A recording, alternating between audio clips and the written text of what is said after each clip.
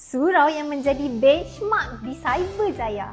Hari ini saya nak share perjalanan yang menarik mendekorasi ruang solat di Setia Eco-Glades Cyberjaya. Untuk nak dapatkan projek ni, tim konsultan kami perlu compete dengan beberapa lagi syarikat lain. Beberapa kali juga meeting dan juga buat presentation.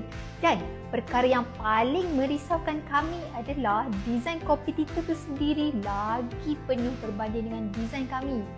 Tetapi, desain yang Triwan datangkan untuk Setia Eco-Glades ni adalah desain surau yang luxury dan juga minimalis. Sesuailah dengan tema Setia Eco-Glades di Cyberjaya itu sendiri.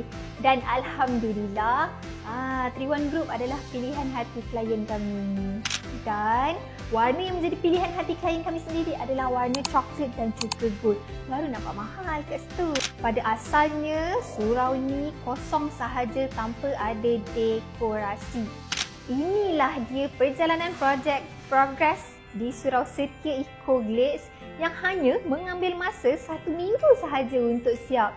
Cepat kan? Jadi inilah dia surau yang menjadi benchmark di Cyberjaya, iaitu surau di Setia Eco-Glades.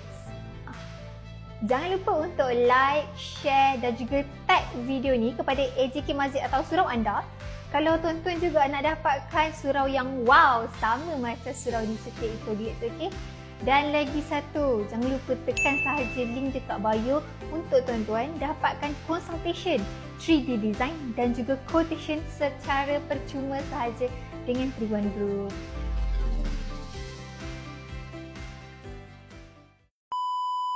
Yang nak dapatkan speaker gedabak 2 besar ni, amplifier dan 2 mikrofon adalah komen nama atau anda paling laju.